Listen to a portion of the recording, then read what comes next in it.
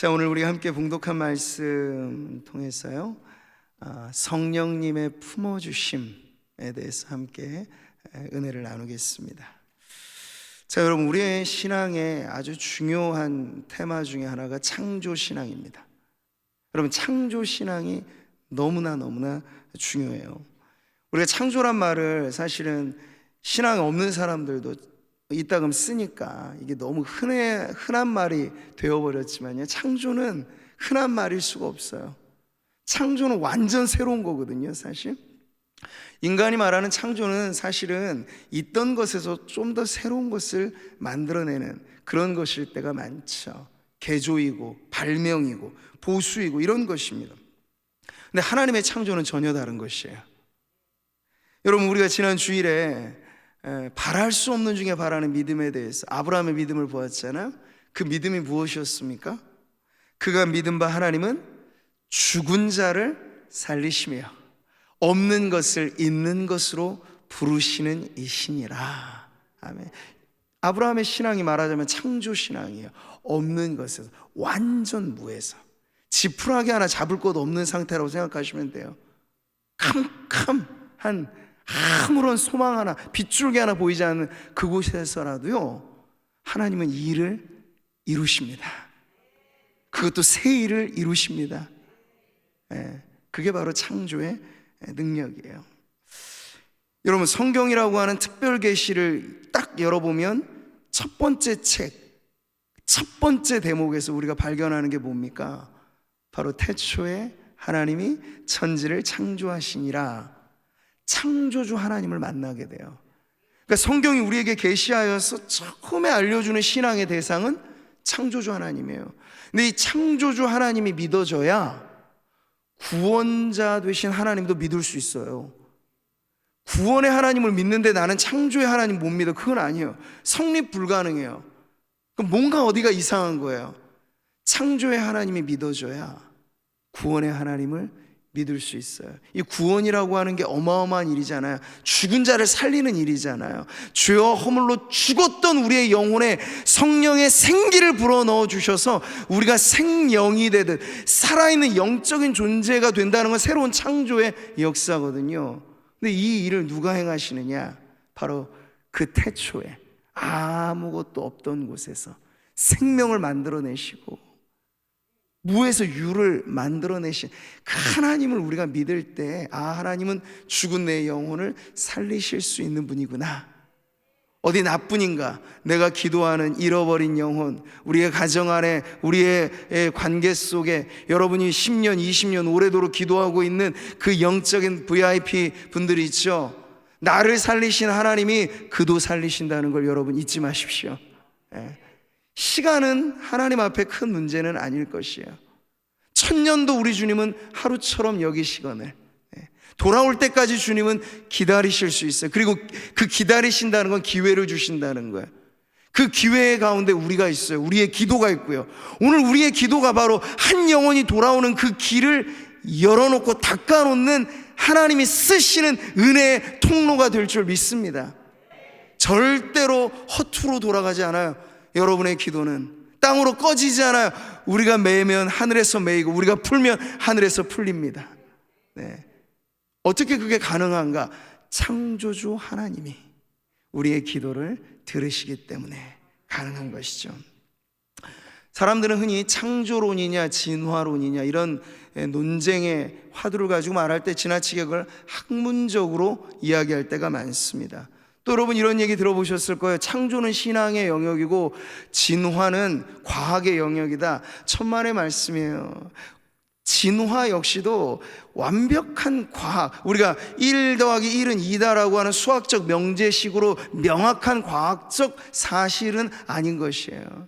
말하자면 여러분, 진화도 하나의 신앙이라고 볼 수 있어요. 어떤 신앙? 이건 참 이상한 신앙이지만 하나님을 부정하는 신앙, 하나님만 빼고 우리가 모든 걸 가능하다고 말하자라고 하는 그런 가설, 이게 신앙이 아니고 뭐겠습니까?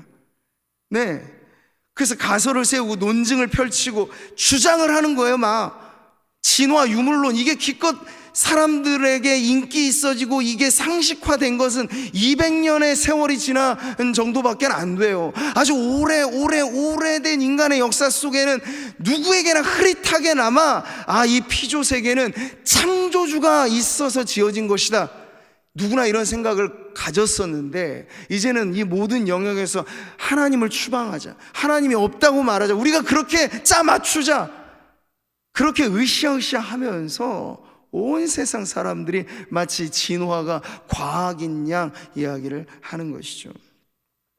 하나님 없는 세계를 재창조하려는 이런 시도, 이건 철저히 인본주의적인 신념이라고 할 수 있겠습니다. 진화는 신념이라 생각을 해야 해요. 여러분, 근데 만약 그렇다 해서 그래 한번 진화를 믿어보자, 그럼 믿어보면 어떤 결과가 있을까요? 인간은 그냥 물질이다, 유물론, 이런 것에 딱 쌓여서 우리가 살아가게 된다면 허무의 굴레에서 사실 벗어날 길은 없을 거예요. 지구라고 하는 이 아름다운 행성조차도 그들은 말하기를 저 머나먼 우주에서 보면 이건 먼지 티끌에도 지나지 않는다. 그러니 그 티끌 같은 지구 덩어리 안에 살아가는 먼지보다 작은 인생들이 과연 무슨 의미가 있겠는가? 존재의 이유와 목적, 그거 찾을 길이 없어요. 사실 우리가 미래를 생각한다든지 다음 세대를 생각한다든지 그런 의미가 굳이 성립할 수 없는 게 바로 진화에 대한 신념이죠. 목적도 없이 방황하다가 한 줌째로 사라져버리는 이 허무의 굴레에서 진화로는 인간을 건져내 줄 수가 없습니다. 자, 그런데 여러분, 우리가 기왕에 믿으려면 진화를 믿는 게 아니라 하나님의 이 계시의 말씀이 우리에게 안내해 준 그 번지수를 찾아가서 창조의 신앙을 갖는다면 어떨까요? 창조의 신앙이 우리에게 가져다 주는 것은 진화를 믿고 따르는 것과는 비교할 수 없는 인생의 가치를 부여해 주는 것입니다. 창조를 믿을 때 우리는 내가 하나님의 형상대로 지음받은 아주 존귀한 인생이로구나 하는 내 자신의 가치를 발견하게 돼요. 창조를 믿을 때 우리는 꿈과 희망이 그 창조주 하나님의 손에 달려 있구나 하여서 여러분, 그러한 미래를 우리는 얼마든지 개척해 나갈 수 있어요. 보이지 않는 운명의 사슬에 매일 이유가 없는 거죠. 창조의 신앙을 가질 때 말이에요. 그래서 우리는 이 창조의 신앙을 가지고 우리의 삶에 일어나는 무궁무진한 변화를 꿈꾸고 시도할 수 있다는 것이에요. 이사야가 말해주는 이 창조의 신앙이 우리에게 가져다주는 그 놀라운 소망은 바로 이런 것이잖아요. 같이 읽어보겠습니다. 너희는 눈을 높이 들어 누가 이 모든 것을 창조하였나 보라. 주께서는 수요대로 만상을 이끌어내시고 그들의 모든 이름을 부르시나니 그의 권세가 크고 그의 능력이 강함으로 하나도 빠짐이 없느니라. 아멘. 그 창조의 대상에 바로 저와 여러분이 있다는 것, 그 강하신 능하신 팔과 그 권세 있으신 하나님의 손길로 우리를 쥐고 계신다는 것, 얼마나 안전합니까? 창조의 신앙을 믿고 살아가면 얼마나 든든합니까? 네. 그러니까 기왕 여러분이 만약에 우리는 참 신앙이 있어서 이미 창조의 신앙을 우리의 이 세계관으로 갖고 살아가지만, 여기 혹시나 아직까지도 오락가락 하신 분들 혹 계시다면, 국민학교 초등학교 때부터 늘 진화가 정설이고 이게 과학이로 그렇게 편파적인 교육을 받아서 우리 한쪽 뇌는 이미 거기에 길들여져 있는 성도들은 오락가락 할 수도 있어요. 근데 아니란 말씀을 저는 오늘 말씀을 통해서 분명히 여러분에게 다시 한번 드리고 싶습니다. 여러분이 창조의 신앙에 여러분의 인생을 내어 맡긴다면 앞서 제가 말씀드린 바로 이와 같은 놀라운 축복이 우리 안에 넘쳐날 줄 믿습니다. 우리 개인뿐만이겠습니까? 그 창조의 신앙을 가지고 여러분의 가정을 생각해 보세요. 진화, 운명 이런 것으로는 답이 없죠. 그러나 창조주 하나님을 여러분의 가정의 주님으로 모셔보세요. 가정은 변화될 것입니다. 누구의 능력으로? 창조주 하나님의 능력으로. 없던 것을 있던 것으로 부르시고 죽음에서 생명을 이끌어내시는 그 창조주 하나님 앞에 여러분의 가정을 맡겨보세요. 여러분의 생업의 현장에 아무런 가망이 없습니까? 근데 운명에 내 맡기지 마시고 창조주의 손에 여러분의 생업의 현장을 맡겨보세요. 네. 아브라함이 그 하나님만 믿고 나아갔잖아요. 근데 나중을 보니까 하나님은 아브라함의 조카 롯처럼 말이죠, 그냥 자기 인생 경영, 자기 안목 가지고 장차 멸망할 땅인지도 모르고 그 부동산이 제일 좋은 줄 알고 소돔 택하고 고모라 택하여 간 그 롯의 안목과는 비교할 수 없이 주님은 오히려 백지를 열어 보이듯이 백지 수표처럼, 야 아브라함아, 넌 종과 횡으로 한번 걸어봐라. 네가 거니는 모든 땅을 내가 너한테 줄 거다. 차원이 다르잖아요. 내 인생 내가 계획하고 내 계획대로 사는 인생이 여러분 안전할까요? 아니면 창조주 하나님의 손에 내 생업을 맡기고 내 기업을 맡기고 내 삶의 현장을 맡기는 게 여러분 든든하겠습니까? 당연히 창조주의 손에 여러분의 생업을 맡겨보십시오. 결코 하나님 우리를 실망시키지 않으실 것입니다. 그 하나님의 손에 우리의 교회도 맡기고 이 나라의 민족도 맡기고, 하나님을 떠나서는 캄캄해요. 사실 캄캄한 것밖에 없어요. 이 나라의 민족의 5년 뒤 10년 뒤는 지금보다 더 암울할 수밖에 없다고 모든 지표가 말해줘요. 가장 심각한 문제는 인구입니다. 결혼을 안 해요. 자녀를 안 낳아요.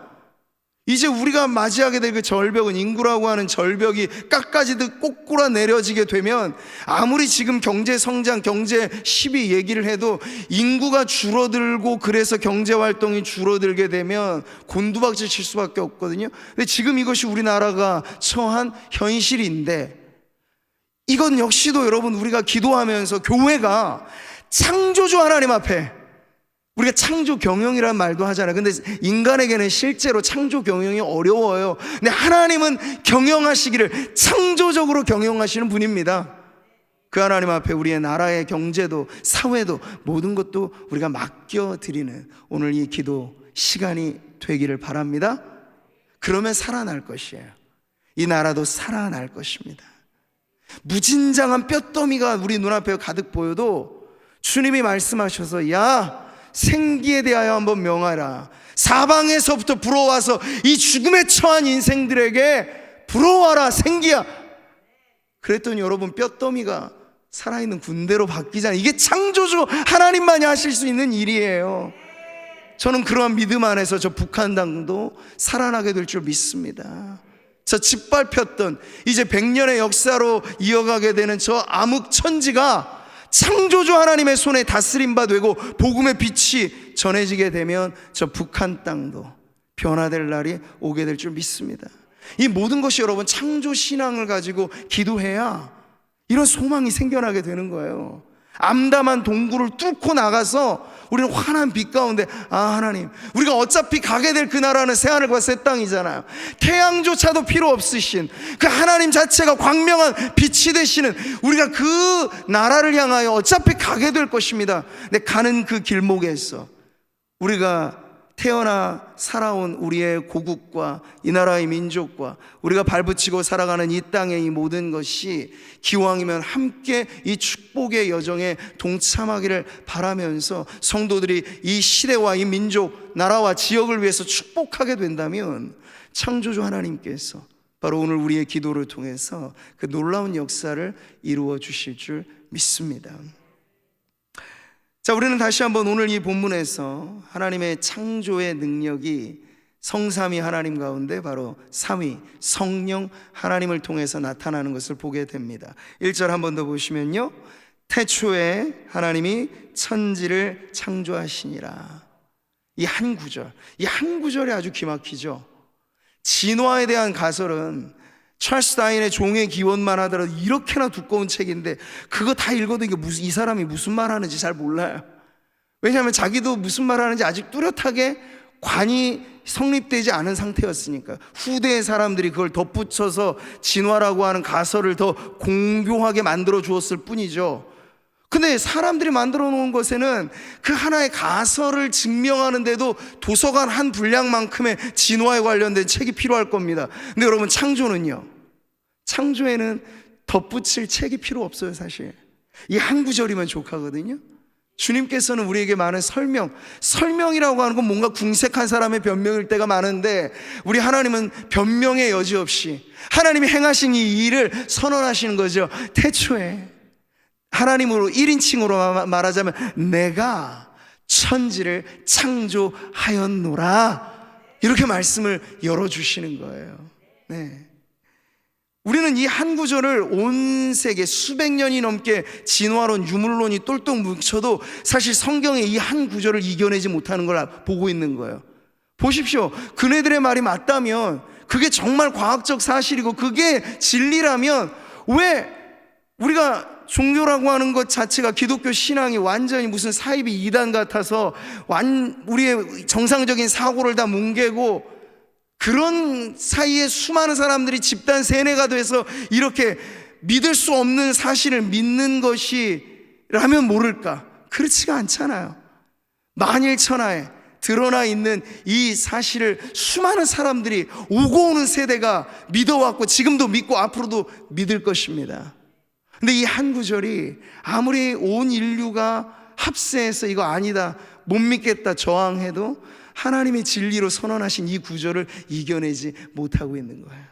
그러니까 우리는 사실 이 창조주 하나님이 창조하신 이 능력을 무엇으로 아는가 했을 때, 이론과 논리와 과학적 증명이 아니라 바로 이 히브리서의 말씀대로 우리는 아는 것이죠. 믿음으로 모든 세계가 하나님의 말씀으로 지어진 줄을 우리가 아나니. 그러니까 여러분, 믿음이란 얼마나 대단한 것입니까? 지금도 이 믿음이 없어서, 믿을 수 없어서, 그렇게나 사실도 아닌데도 사실인 것처럼 꾸며내진 그것을 어렵게 여러분, 진화를 믿으려면 아주 머리고생을 많이 해야 돼요. 읽어야 될 책도 많고 배워야 될 것도 많아요. 그런데 여러분, 창조는요, 그게 아니에요. 이 창세기 1장 1절이 믿어지게 되면 우린 거기서부터 열려지게 되는 거예요. 들에 핀 꽃송이 하나를 보고도 우리는 거기서 창조주 하나님을 알게 되는 거예요. 이 얼마나 오묘하고 놀라운 축복입니까? 자, 오늘 이 말씀에서 여러분, 태초라고 하는 것은 모든 것의 시초를 말하죠. 영어 성경은 in the beginning 이라고 시작을 해요. 모든 것의 시작, 그 점에. 근데 우리는 알고 있어요. 뭐죠? 모든 것이 시작되기 이전에 아무것도 없던 때잖아요. 홀로 하나이신 성삼위 하나님만이 존재하셨던 그 영원전의 세계에 하나의 분기점이 되어지는 타이밍이 태초라는 때죠. 그때로부터 보여지고 보여지지 않는 영적인 세계와 물질의 세계, 이 모든 것이 시작된 그 시초, 이게 바로 태초인데, 이때의 장면에 대하여 성경은 하나님, 그분이 천지를 창조하셨노라 말씀하시는데, 우리가 알듯이 여기에 쓰여진 이 하나님은 단수가 아니라 복수예요. 엘로이라고 하는 것이 아니라 복수로서 엘로힘이라고 표현이 되고 있어요. 여기서 우리는 기독교 신앙의 대상 삼위일체 하나님에 대한 계시를 보게 되는 거죠. 자, 우리가 오후 찬양 예배 때는 하이델베르크 요리문답을 계속해서 보고 있는데, 그거가 쌍벽을 이루고 우리 교단이 표준 문서로 따르고 있는 이 웨스트민스터 신앙 고백이라고 하는 문서가 또 있는데, 거기서 보면 이 창조주 하나님, 그분이 어떻게 태초에 천지를 창조하셨는가를 이렇게 교리적인 진술로 설명을 합니다. 같이 한번 읽어보시죠. 성부와 성자와 성령 하나님은 그 영원하신 능력과 지혜와 선하심의 영광을 나타내시기 위해 태초에 세상과 그 안에 있는 모든 것들, 곧 보이는 것이나 보이지 않는 것들을 엿새 동안 무에서 창조하기를 기뻐하셨다. 창조하신 것은 모두 심히 좋았다. 이게 사실 우리가 창세기 1장에 나와 있는 걸 교리적인 진술로 압축한 문장으로 보게 되는 거죠. 자, 이럴 때 여러분, 성령 하나님은 그 엘로힘이라고 표현되어지는 성삼위 하나님 안에 이미 속해 있는 분이셨는데, 2절에 보니까 창조와 성령의 역사가 얼마나 긴밀하게 연관되어 있는지를 2절은 더 상세하게 마치 추가적으로 우리들에게 보여주고 있어요. 2절 말씀이 그래서 중요하죠. 같이 읽겠습니다. 땅이 혼돈하고 공허하며 흑암이 깊음 위에 있고 하나님의 영은 수면 위에 운행하시니라. 아멘. 이게 사실 여러분 한글로 읽기는 편하지만 아주 어려운 단어 하나하나가 사실 힘든 매우 심오한 단어들이에요. 저 혼돈과 공허와 흑암과 깊음, 이런 하나하나의 단어 철자의 의미조차를 우리가 파악하기가 사실은 쉽지 않은 개념인데, 오늘 우리가 지금 그것을 파헤쳐가는 게 목표는 아니기 때문에 성령께서 그 빛이 있으라 해서 첫날의 창조 이전의 2절의 상태를 보여주는 거예요. 그러니까 2절은요 본격적인 창조가 계시되기 이전의 어떠한 상태에 대한 묘사라고 할 수 있겠어요. 그 상태는 어떤 것입니까? 우리가 정확하게 파악하기는 어려운데 땅이라고 하는 것이 그냥 지금 우리가 보는 이 견고한 땅이 아닙니다. 혼돈과 공허가 휩싸여 있는 땅, 그리고 깊은 바다도 그냥 우리가 알고 있는 지금의 바다가 아니에요. 흑암이 깊음 위에 덮여져 있는 그 상태. 그러니까 이 상태로 말하자면 아직 질서가 부여되어지지 않고 공간 안에 있어야 될 사물의 배치가 제대로 되어져 있지 않은 상태로는 우리가 이해할 수 있죠.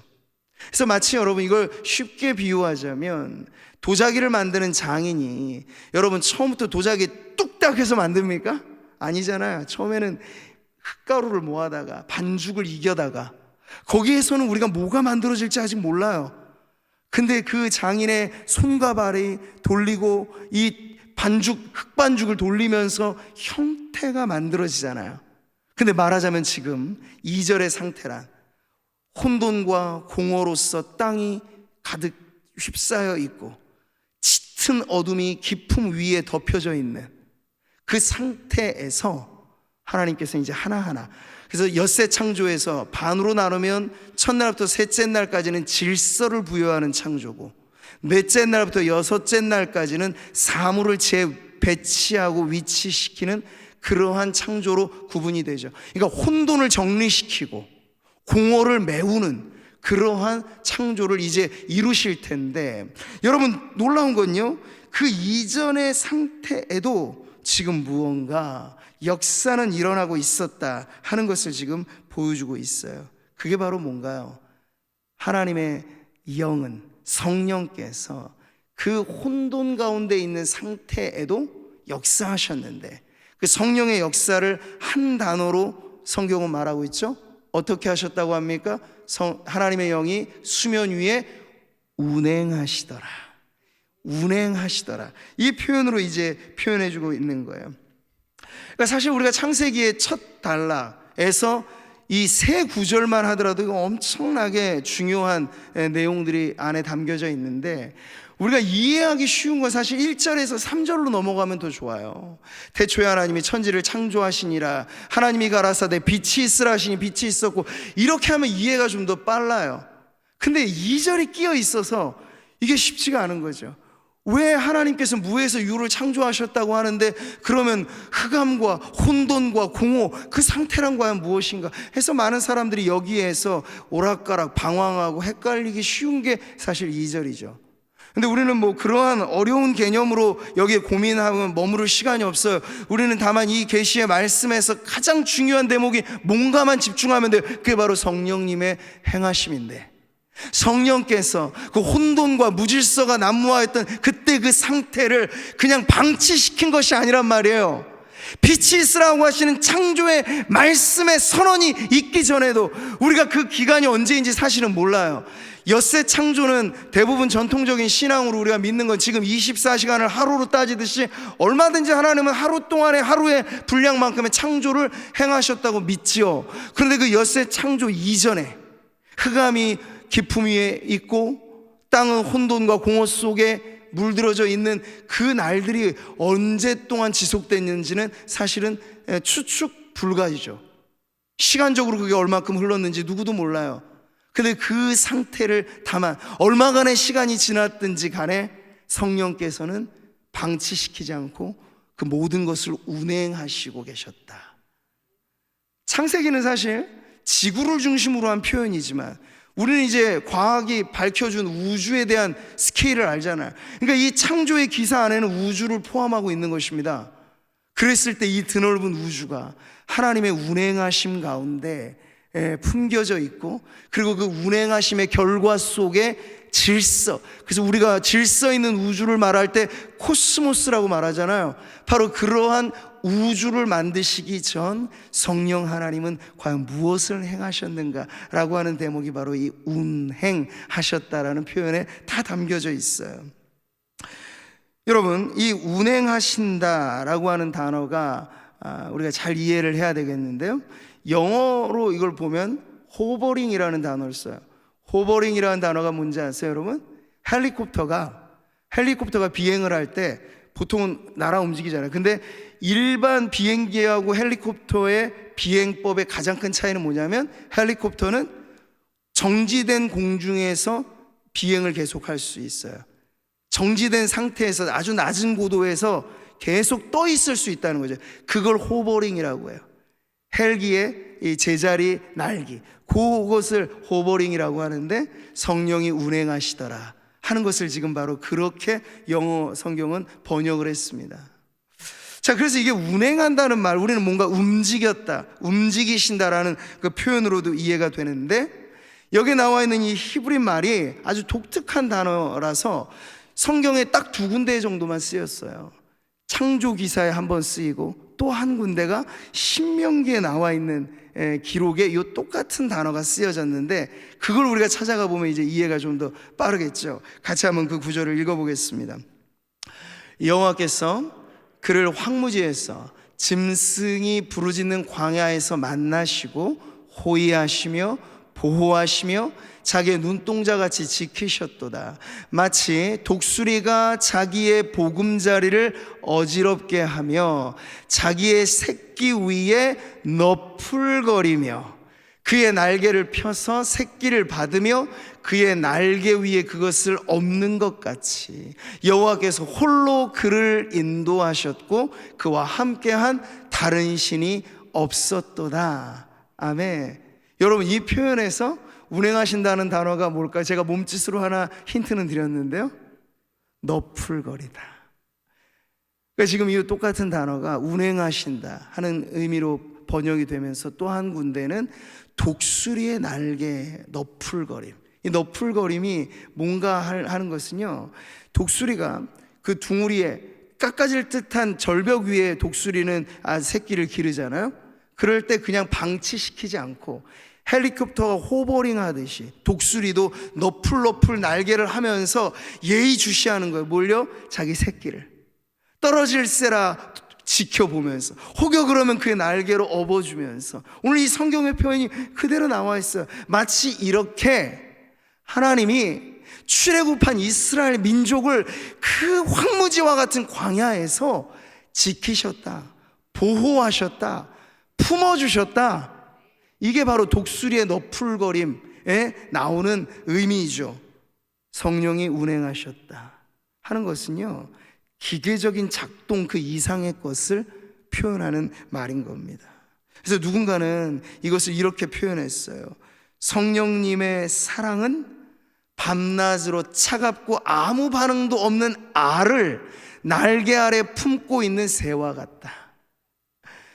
우리 닭을 키워서 이렇게 알 부화시키고 그거 이렇게 수집하시는 분들 아마 아실 겁니다.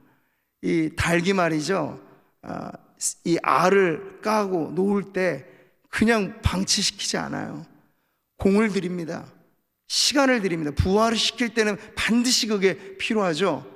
근데 지금 창조의 세계가 마치 부화되는, 알을 깨고 나온 생명처럼 생명의 세계가 만들어지기 전에 그게 얼마간이었는지도 몰라요. 그러나 성령께서는 그 모든 세계를 혼돈 속에, 무질서 속에, 흑암이 깊음 위에 있었던 그 모든 것을 덮듯이 새끼를 품은, 그리고 알을 품은 새처럼 그렇게 품어주셨다 하는 것이 바로 이 운행의 진정한 의미입니다.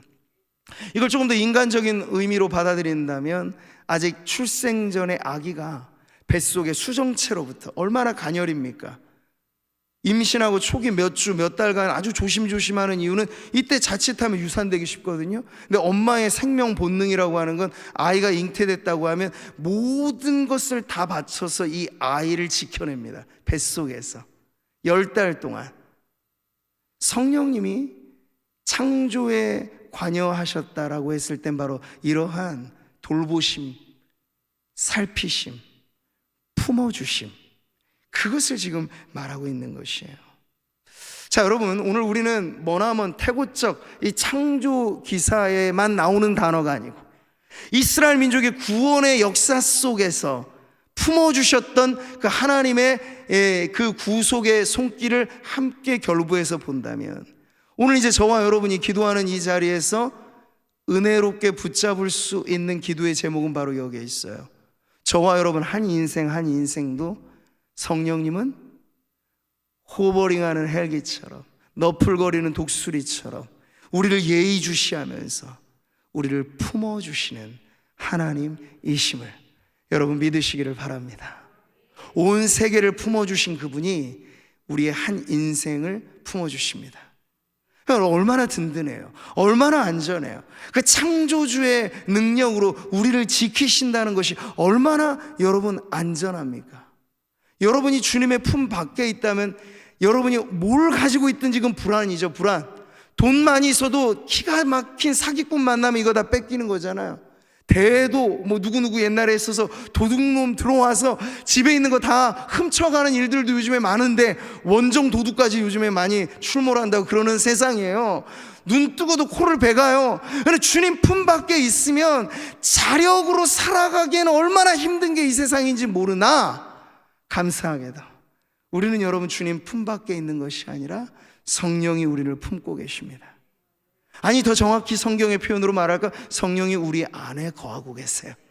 그 의미를 오늘 우리는 이 창조의 기사에서 다시 보는 거죠. 그 어마어마한 능력, 없던 것에서 있는 것을 부르시고 무에서 유를, 죽음에서 생명을 만들어내시는 그분이 저와 여러분을 품어주십니다.